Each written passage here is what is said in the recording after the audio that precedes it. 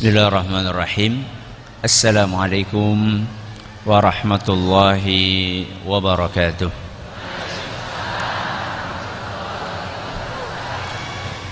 Alhamdulillahi rabbil alamin. Wa bihi nasta'inu ala umuri dunya waddin. Wa sallallahu ala nabiyyina wa sayyidina Muhammadin wa ala alihi wa sahbihi ajma'in, amma ba'd. Kita panjatkan puja dan syukur kehadirat Allah subhanahu wa ta'ala pada kesempatan pagi yang berbahagia kali ini, tanggal berapa? Tanggal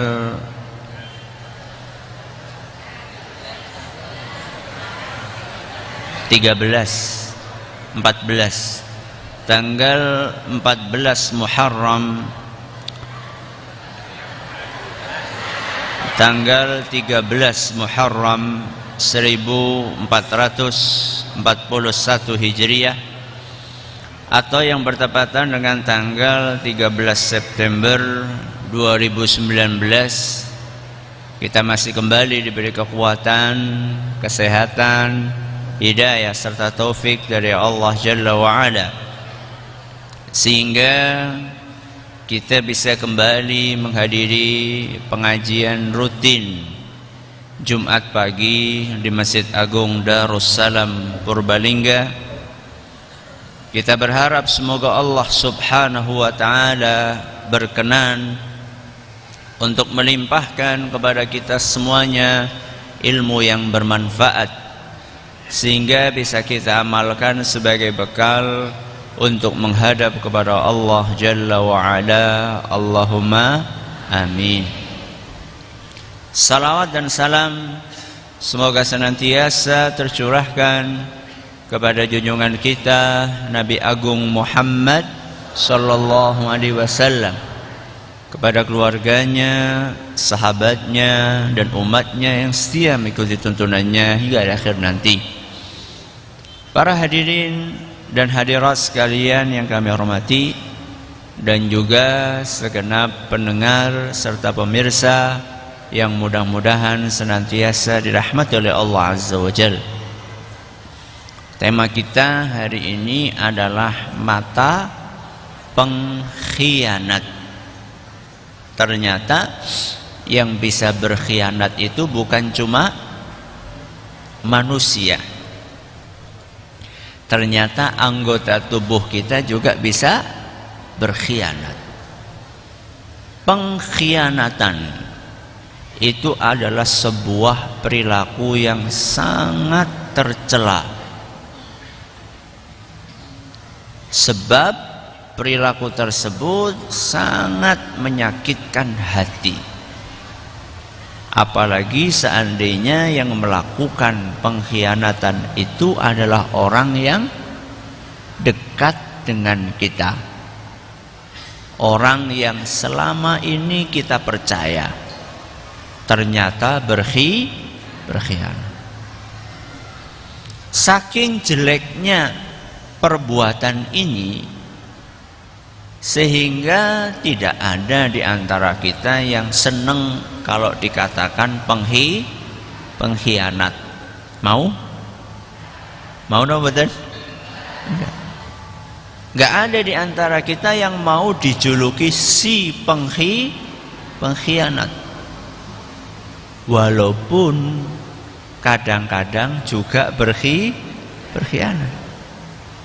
Bahkan nggak cuma kadang-kadang, ternyata sering berkhianat, tapi nggak mau dikatakan si pengkhianat.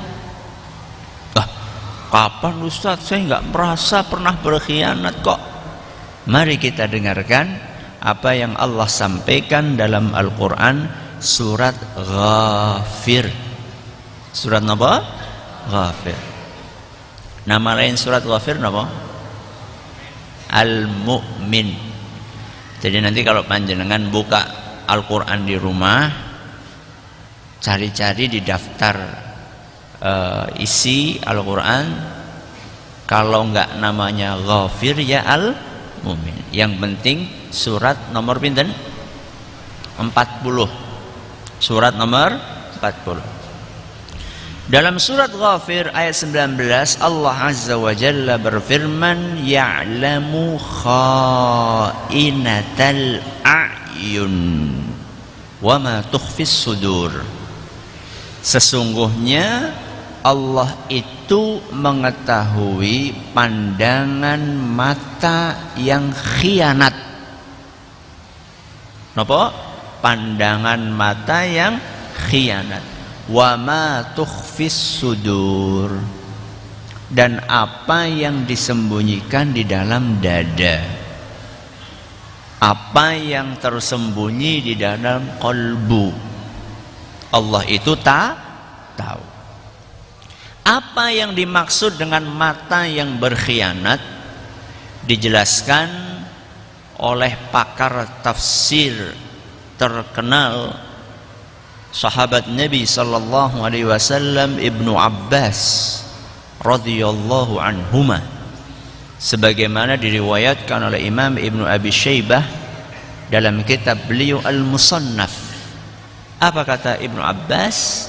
Mata pengkhianat itu adalah ketika ada seorang pria sedang duduk-duduk sama teman-temannya, sedang asyik duduk, tahu-tahu lewat cewek di depannya, ayu maning ya, lewat cewek di depannya. Maka si pria tersebut menundukkan pandangan mata. Saya napa mboten? Saya napa mboten? Napa rezeki nomplok? Menundukkan pandangan mata saya napa mboten?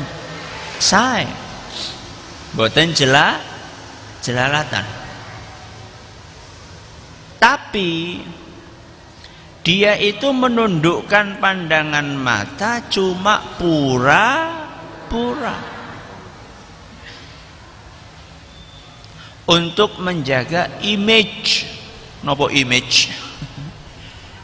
Untuk menjaga kesan ya, supaya tidak dikatakan orang yang jelalatan, biar kelihatan solih gitu ya, dia dudukkan pandangan.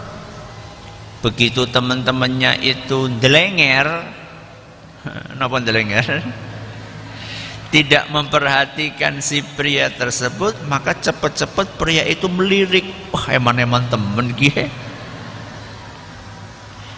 Begitu teman-temannya memperhatikan dia lagi, terus dia pura-pura nunduk lagi. Itu namanya mata pengkhianat. Allah subhanahu wa ta'ala tahu isi hati pria tersebut, bahwa dia sebenarnya kepengin banget melihat wanita tersebut. Andaikan dia sedang sendirian, kira-kira menundukkan pandangan mata napa mboten? Mboten. Kapan maning? Mumpung rana bojone. Nggih ngaten Bu?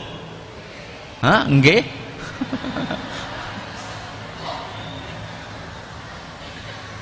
Itu namanya mata pengkhianat. Kenapa dikatakan berkhianat? Kenapa dikatakan berkhianat? Karena antara kondisi yang dia kesankan kepada orang lain itu berbeda dengan kondisi sebenarnya diri dia. Maksudnya bagaimana Ustadz?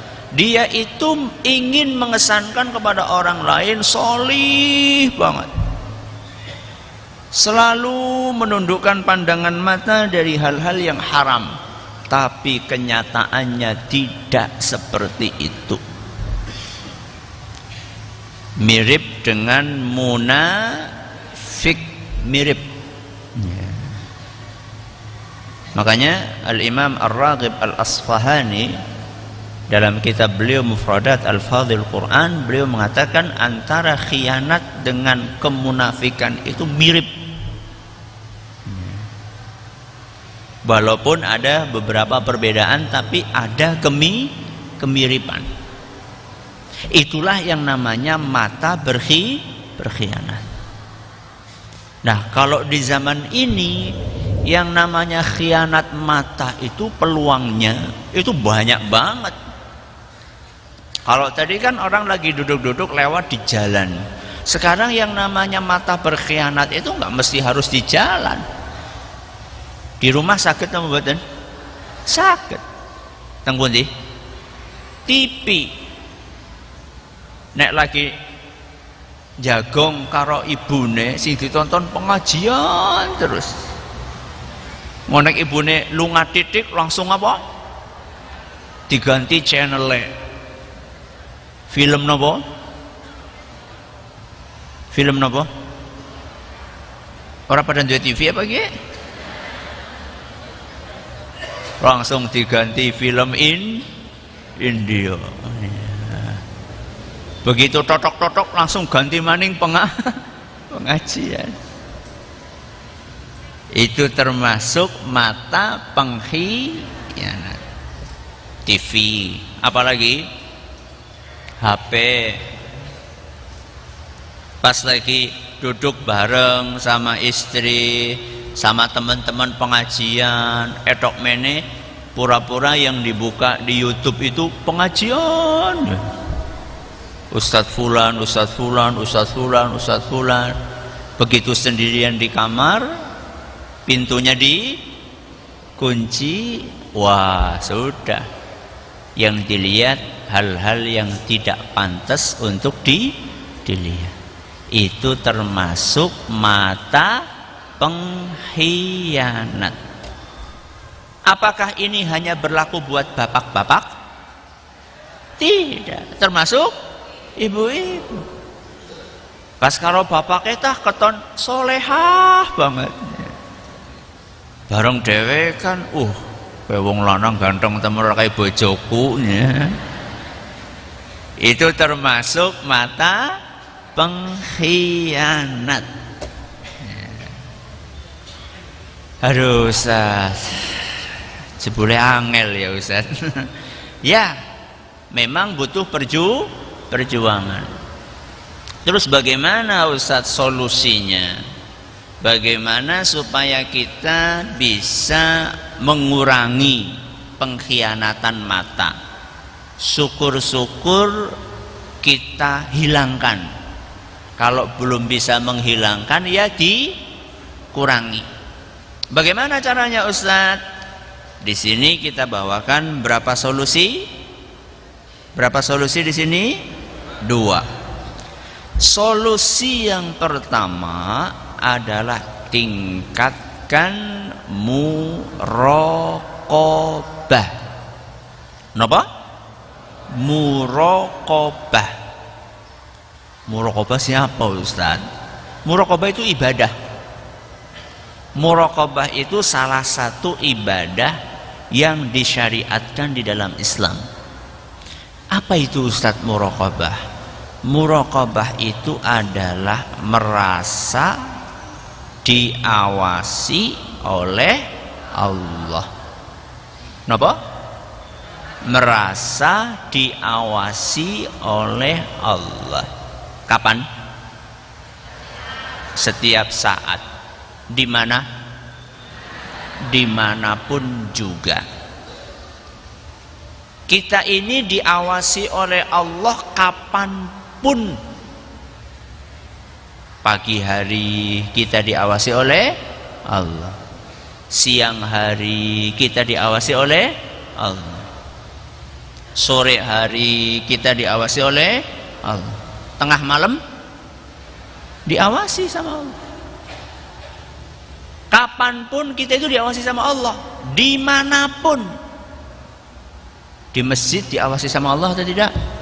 Diawasi. Di rumah diawasi. Di luar kota diawasi. Bapak-bapak yang masih suka keluar kota, di luar kota diawasi sama Allah, walaupun tidak dilihat sama istri, diawasi sama Allah. Di kamar mandi diawasi sama Allah. Dimanapun kita berada, kita selalu diawasi sama Allah.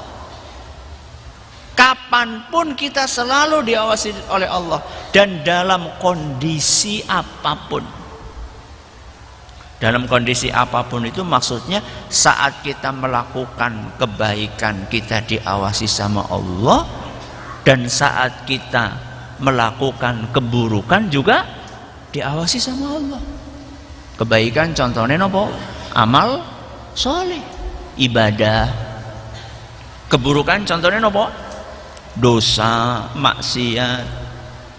Apapun yang kita kerjakan itu kita dilihat sama Allah Subhanahu wa ta'ala.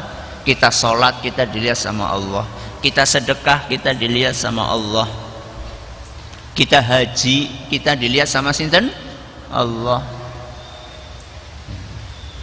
Kita berzikir, baca Al-Quran, hadir pengajian, dilihat sama Allah, termasuk ketika berbuat dosa. Ya. Nonton TV dewekan sing ditonton sesuatu yang jelek dilihat sama Allah atau tidak? Dilihat. Tuku togel, umpetan, sembunyi-sembunyi, beli nomor judi, dilihat enggak sama Allah? Dilihat. Walaupun mungkin kita belinya itu sembunyi-sembunyi, teman-teman pengajian enggak ada yang ngelihat, dilihat sama Allah. Ya. Apapun yang kita kerjakan, dimanapun kita kerjakan, kapanpun kita kerjakan, saat sendirian atau di depan khalayak ramai, kita diperhatikan oleh Allah. Ayatnya nopo? Innahu ya'lamul jahra wa ma yakhfa. Surat nopo niku? Al-A'la, ayat pinten? Ayat 7. Ini yang kemarin kita bahas di pengajian malam Kamis. Ya, yang belum tahu, kita punya pengajian tafsir teng pundi? Di Masjid Agung Purbalingga ini, Masjid Agung Darussalam, setiap Rabu malam Kamis. Kapan waktunya? Ba'da maghrib sampai isya. Nah, kemarin kita itu lagi bahas ayat ini. Innahu ya'lamul jahra wa ma yakhfa. Sesungguhnya Allah Subhanahu wa ta'ala itu mengetahui apa yang terang niku keton, terlihat, wa ma yakhfa, dan apa yang tersembunyi. Allah itu semuanya tahu.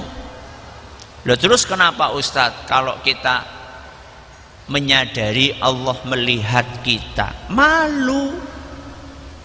Napa? Malu.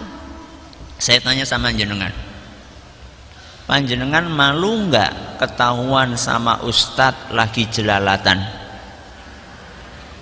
Malu napa mboten? Malu. Malu dilihat sama Ustaz. Kalau dilihat sama Allah malu napa mboten? Temenon. Banyak di antara kita itu malunya sama manusia saja. Tapi ketika dilihat sama Allah nggak malu. Buktinya apa? Buktinya ketika lagi di kamar sendirian, nggak ada yang ngelihat, berbuat semaunya.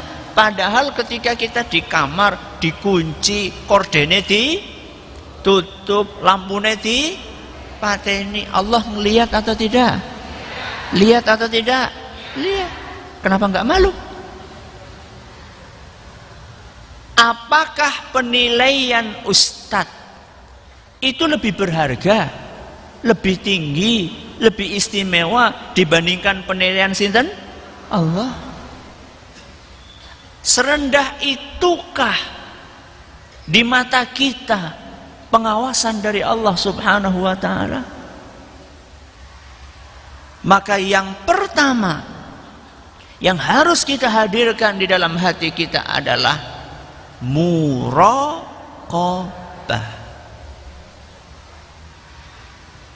Penting mana? Penilaian Allah atau penilaian manusia? Penting mana? Penilaian Allah. Apakah penilaian manusia tidak penting? Penting, tapi lebih penting penilaiannya siapa? Allah. Karena penilaian Allah itulah yang akan menentukan nanti di akhirat kita itu akan dimasukkan ke surga atau ke neraka. Bukan penilaiannya manusia. Karena manusia kalau menilai mungkin atau tidak keliru.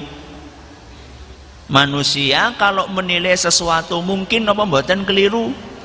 Mungkin, sangat mungkin sekali. Betapa sering kita tertipu dengan penampilan orang lain. Ketone kayak rajin banget, soleh banget, jebule copet.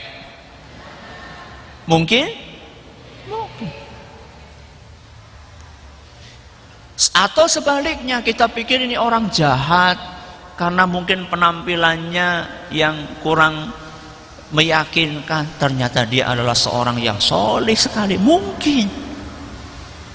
Penilaian manusia itu bisa salah. Yang tidak mungkin salah itu penilaiannya siapa? Allah. Maka buat kita penilaian Allah itu lebih penting dibandingkan penilaiannya manusia. Maka gak usah tertipu, tidak usah mabuk kepayang. Kenapa? Mabuk kepayang dengan pujian orang lain kepada kita. Tidak usah tertipu mabuk kepayang dengan pujian orang lain kepada kita. Kan kadang-kadang ada orang datang ngelem memuji kita. Jenengan lo jos banget lo, pengajian ora tau mangkat. Pengajian ora tau telat. Jenengan lo di mana-mana pengajian ora tau telat. Salat 5 waktu selalu tepat. Jos banget jenengan. Dia kan ngelihat luar kita. Apa dia tahu isi hati kita? Tahu no badan? Mungkin nggak kita itu ria, pamer? Mungkin atau tidak? Mungkin. Yang tahu tentang bobrok, yang tahu tentang aib, kejelekan-kejelekan kita setelah Allah Subhanahu wa ta'ala sinten? Kita sendiri. Maka nggak usah tertipu dengan pujian orang lain. Ya kalau misalnya ada orang muji seperti itu ya amin. Jangan kemudian iya nyong pancen soleh banget. Seakan-akan dia sudah punya kunci surga, mesti mlebu surga. Siapa yang jamin? Ya. Maka yang pertama solusinya adalah meningkatkan napa wau? Muraqabah. Apa tadi muraqabah? Merasa diawasi oleh Allah. Baik. Sekarang kita pindah yang kedua. Solusi yang kedua adalah ingat yang halal itu lebih nikmat. Napa? Ingat yang halal itu lebih nikmat. Jadi di dunia itu ada yang halal, ada yang haram. Ya. Makanan ada yang halal, ada yang haram. Wanita ada yang halal, ada yang haram. Minuman ada yang halal, ada yang haram. Duit ada yang halal, ada yang haram. Panjenengan kalau suruh milih duitnya sedikit tapi halal, dengan duitnya banyak tapi haram, pilih yang mana? Apa? Akeh halal. Karepe kabeh sing akeh halal. Ya iyalah, kalau kita pilihannya ada 3, ini pilihannya 2. Sedikit halal apa banyak haram? Hah? Banyak haram? Sedikit halal, syukur-syukur banyak ya. Kalau kita suruh milih antara yang halal dengan yang haram, tentu kita akan memilih yang halal ya. Itu orang Islam, orang beriman seperti itu. Kalau orang tidak beriman, lara peduli halal haram, golek sing haram be angel, dadakan mikir sing halal. Nyari yang halal saja susah, ngapain mikirin yang nyari yang haram aja susah, ngapain mikir yang halal? Na'udzubillahi min dzalik. Ingat, kalau kita tergoda untuk melihat sesuatu yang haram, ingat bahwa yang halal itu lebih nikmat. Ayah kami, Ustaz Zaini Muhayyad rahimahullah, itu sering menyampaikan nasihat kepada kami. Le, seapik-apike klambine wong liya, gue luwih apik klambine dewek. Napa? Seapik-apike klambine wong liya, gue luwih apik klambine dewek. Sebagus-bagusnya baju orang lain, itu lebih bagus bajunya sendiri. Kenapa?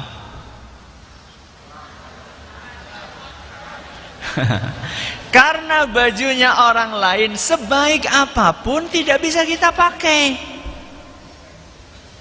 Sebaliknya baju kita sesederhana apapun bisa kita pakai. Itu namanya kiasan. Napa? Kiasan, metafor. Maksudnya apa? Seayu-ayune bojone wong liya, luwih ayu bojone dewek. Secantik-cantik istrinya orang, lebih cantik istri sendiri. Nggih napa mboten? Bapaknya menang baik. Nggih napa mboten, Pak? Nggih. Masya Allah. Kenapa, Pak? Bojone wong liya bisa dinggo. Istri orang lain gak bisa kita pakai, yang bisa kita pakai istri sendiri. Ya. Halal. Istri tetangga itu haram, gak boleh jenengan pakai. Secantik apapun tetap haram. Ya. Walaupun usianya 17 tahun, istrinya jenengan 71 tahun. Ayo pundi? Lah ini kita mantan abot yang ngomongnya Ustaz. 17 tahun lawan 71 tahun. Aduh, kita pilihan susah ya Ustaz. Tetap lebih nikmat istri sendiri. Kenapa? Karena halal. Karena halal. Rasulullah Shallallahu Alaihi Wasallam kasih nasihat dalam sebuah hadis yang diriwayatkan oleh Imam Ahmad dan sanadnya dinyatakan sahih oleh Syekh Al-Albani. Apa kata Nabi Shallallahu Alaihi Wasallam? Innaka lan tad'a syai'an lillahi illa baddalakallahu bihi ma huwa khairun laka minhu. Apa artinya? Setiap engkau meninggalkan sesuatu karena Allah, sungguh Dia pasti akan menggantikan untukmu sesuatu yang lebih baik. Kayak tadi misalnya istri tetangga umurnya 17 tahun, lewat, menarik, ya. Dorongan syahwat mendorong untuk melihat, menarik.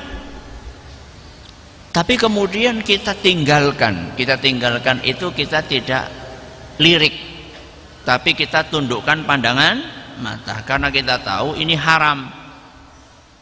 Maka kita tundukkan pandangan mata kita, maka Allah pasti akan ganti yang lebih baik. Yang lebih baik itu ya istri sendiri. Ustadz, lebih baik gue mesti lebih ayu? Ya nggak mesti. Bisa jadi bukan kok ujuk-ujuk begitu jenengan menundukkan pandangan mata, panjenengan masuk ke rumah bojone langsung berubah jadi lebih ayu. Tidak mesti seperti itu. Lebih baik itu maknanya luas. Lebih baik karena halal. Lebih baik karena mendatangkan ketenangan. Coba, yang namanya orang zina tenang nopo gelisah? Gelisah. Mulane umpet-umpetan, takut ketahuan. Tapi kalau sama istri sendiri kan nggak gelisah, mendatangkan ketenangan. Kenapa? Karena halal. Ya.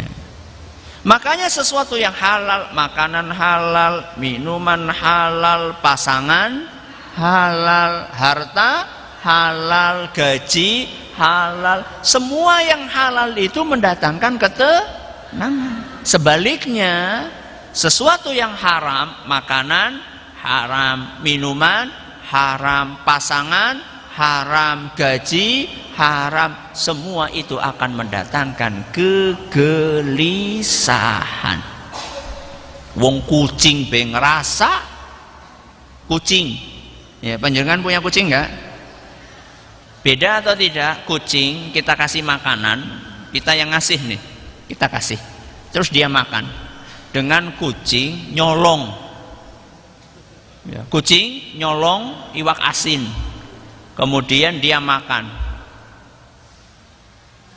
Ketika kita lewat, antara kucing yang nyolong dengan kucing yang dikasih, sama atau tidak kucing perasaannya? Beda. Biasanya kalau kucing nyolong, kita lewat langsung melayu, takut digebuk. Tapi kalau kucing dikasih sama kita, nih dikasih halal, ya, nggak nyuri, kita lewat gimana dia? Santai aja, wong halal loh. Oke, kucing be ngerasa, masa menungsa orang ngerasa? Kucing saja bisa merasa, masa manusia tidak bisa merasa? Keterlaluan dong. Ya. Maka monggo, ini cara yang kedua. Ingat, yang halal itu lebih nikmat. Itu baru balasan di dunia loh, belum nanti balasan di mana? Di akhirat. Oh, masya Allah. Ya, kalau seandainya Allah masukkan kita ke surga, maka sungguh kenikmatan di surga sedikit apapun itu lebih nikmat daripada dunia seisinya. Ada seorang ulama, namanya Imam As-Sindi, rahimahullah. Kata beliau apa? Dzarratun minal akhirati khairun minad dunya wa ma fiha. Sebutir debu di akhirat, di surga, itu lebih istimewa daripada bumi seisinya. Allahu Akbar. Ya, sebutir apa? Debu di surga itu lebih berharga dibandingkan bumi seisinya, dunia seisinya. Maka itu balasan yang Allah sediakan. Itu padahal baru sebutir debu. Bagaimana kalau misalnya lebih besar dari itu. Ya, maka monggo kita melatih diri untuk melawan nafsu. Jadi yang dorong kita untuk rezeki nomplok, kapan maning, ya kesempatan emas, mumpung bojone ora nana, itu yang dorong-dorong gitu itu. Nek boten syahwat nggih setan. Nek boten setan nggih nafsu. Nafsu itu harus dilawan. Harus dilawan, jangan pasrah menghadapi godaan nafsu. Mudah-mudahan yang sedikit ini bermanfaat. Monggo kalau ada yang mau bertanya bisa disampaikan pertanyaannya. Assalamualaikum warahmatullahi wabarakatuh. Waalaikumsalam warahmatullahi wabarakatuh. Kalau kita berkawasan dengan beragama, kita sudah menentukan pandangan akan mengenai perkara Allah. Tetapi yang namanya hati tetap ada atas dasar. Artinya tetap ada dasar alasan yang lain. Apakah ini merupakan jawaban dari atau mungkin keinginan kita yang sama, dan usulnya bagaimana apakah kita termasuk di sana? Ya. Bagaimana kalau misalnya kita sudah menundukkan pandangan mata, tapi kemudian di dalam hati tetap ada rasa penasaran. Contoh misalnya, kita lagi naik motor, berhenti di lampu merah, tahu-tahu di samping kita seret ada juga motor, dan yang mengendarai lawan jenis. Nah, wanita masih muda, ya, kemudian pakaiannya terbuka. Kemudian kita berusaha menundukkan pandangan mata, tapi ya ada yang tertangkap oleh sudut mata kita, ya, oleh ekor mata kita kelihatan. Kemudian timbul penasaran di dalam hati, apakah berdosa? Seandainya kita lawan, kita banyak zikir, maka insya Allah tidak berdosa. Perasaan-perasaan penasaran tadi, kalau kita lawan, maka tidak berdosa. Justru malah perlawanan kita itu akan dinilai sebagai sebuah amal soleh.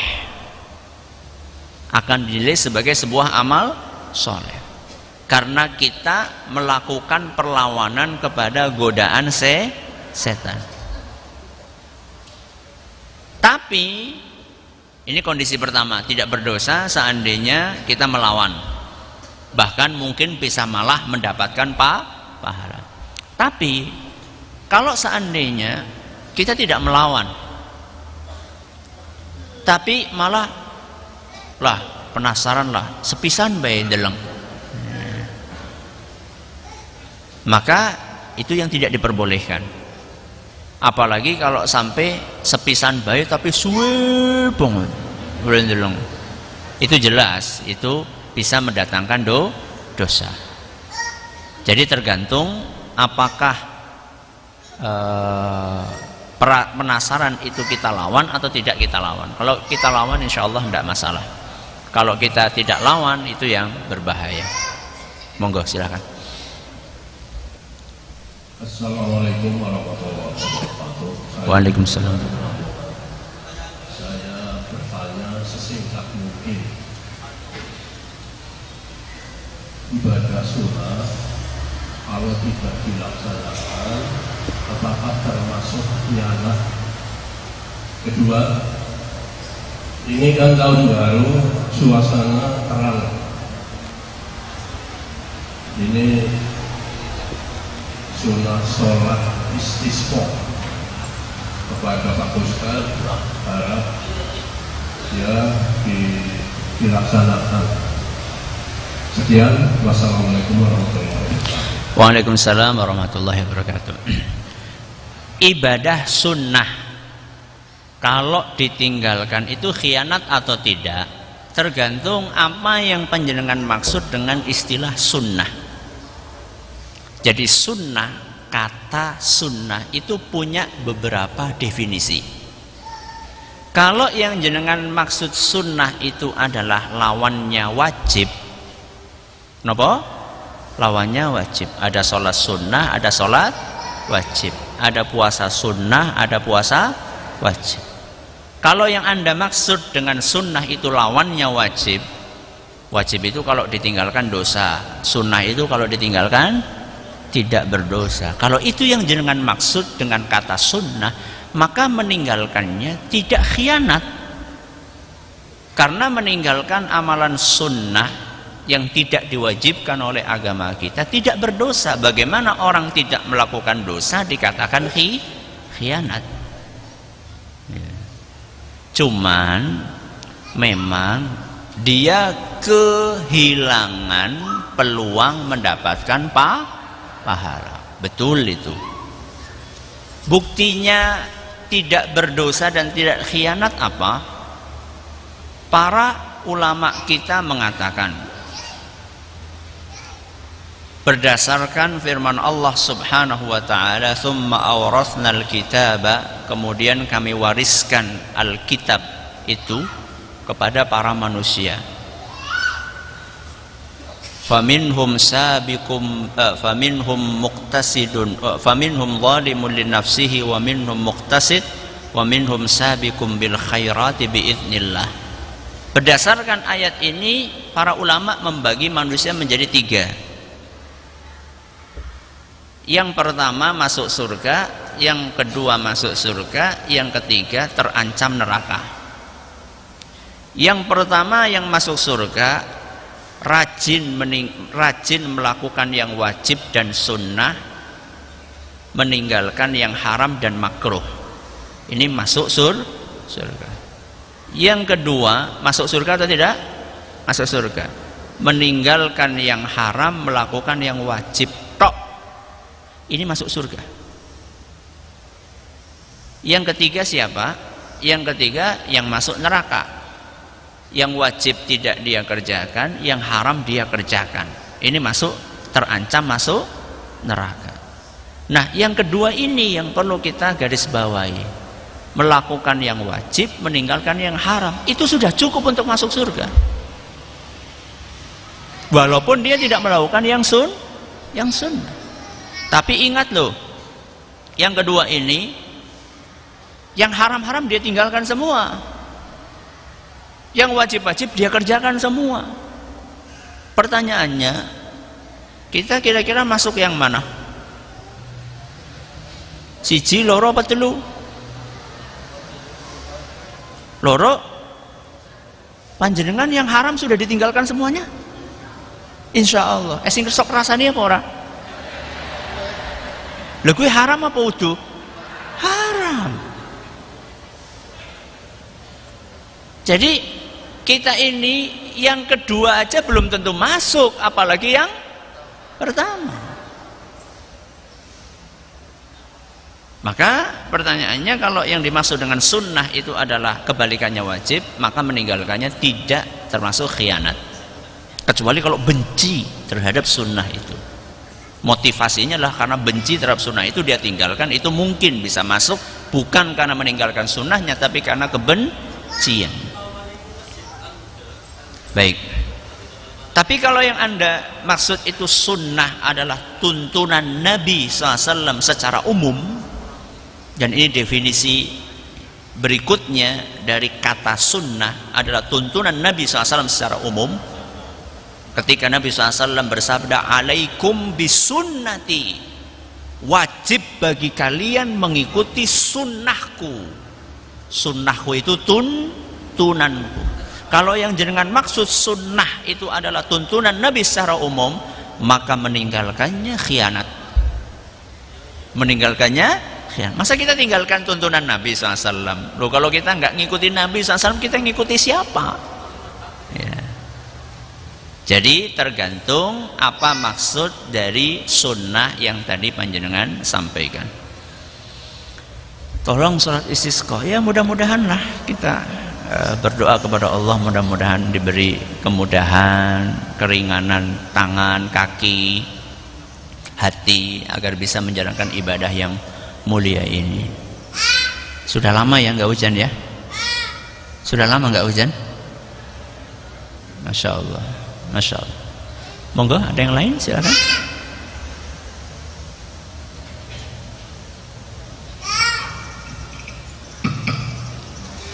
Bismillahirrahmanirrahim. Assalamualaikum warahmatullahi wabarakatuh. Waalaikumsalam warahmatullahi wabarakatuh. Saya ingin bertanya, langkah-langkah apa saja yang harus kita lakukan supaya terhindar dari pengkhianatan oleh para sahabat kita, khususnya sahabat-sahabat dari kita. Terima kasih. Assalamualaikum warahmatullahi wabarakatuh. Waalaikumsalam warahmatullahi. Bagaimana caranya supaya kita terhindar dari pengkhianatan sahabat-sahabat karib kita? Satu, jangan berkhianat kepada mereka. Kenapa? Jangan berkhianat kepada mereka. Kenapa? Karena akibat itu sesuai dengan sebab. Jadi orang akan berkhianat kepada kita, salah satu sebabnya ketika kita berkhianat kepada orang lain. Al jaza'u min jinsil amal. Balasan itu sesuai dengan perbuatan. Satu, jangan berkhianat kepada teman. Yang kedua, banyak-banyak membaca doa yang diajarkan oleh Nabi kita Muhammad sallallahu alaihi wasallam. Terutama doa pagi dan petang, zikir pagi dan petang. Allahumma inni as'alukal afwa wal afiyata fid dunya wal akhirah. Artinya apa? Allahumma ya Allah, ini sesungguhnya aku as'aluka memohon kepadamu al-afwa. Napa al-afwa? Maaf. Wal afiyata, keselamatan. Fid dunia, di dunia, wal akhirah, di akhirat. Baca doa ini setiap pagi dan sore. Insya Allah kita akan dilindungi oleh Allah dari segala mara bahaya, segala keburukan, termasuk di dalamnya adalah pengkhianatan teman-teman kita. Ini ada permohonan kepada jamaah pengajian Jumat pagi, mohon doanya untuk kesembuhan Mas Luki Hanifan bin Samyo Nuruddin yang sekarang sedang sakit di Rumah Sakit Sarjito Jakarta. Mudah-mudahan Allah berkenan untuk segera menyembuhkan beliau dengan kesembuhan yang total. Allahumma amin. Bismillahirrahmanirrahim. Alhamdulillahirabbil alamin, arrahmanirrahim, maliki yaumiddin. Allahumma shalli ala Muhammad wa ala ali Muhammad kama shallaita ala Ibrahim wa ala ali Ibrahim innaka Hamidum Majid. Allahumma barik ala Muhammad وعلى آل محمد كما باركت على إبراهيم وعلى آل إبراهيم إنك حميد مجيد. اللهم رب الناس مذهب البأس اشفي أخانا لكي أنت الشافي لا شفاء إلا شفاءك شفاء لا يغادر سقما. اللهم رب الناس مذهب البأس اشفي أخانا لكي أنت الشافي لا شفاء إلا شفاءك شفاء لا يغادر سقما. اللهم رب الناس مذهب البأس اشفي أخانا لكي أنت الشافي لا شفاء إلا شفاءك شفاء لا يغادر سقما. وآخر دعوانا أن الحمد لله رب العالمين. Terima kasih atas perhatiannya. Mohon maaf atas segala kurangannya. Kita tutup dengan membaca Subhanakallahumma wa bihamdika asyhadu an la ilaha illa anta astaghfiruka wa atubu ilaik. Wassalamualaikum warahmatullahi wabarakatuh.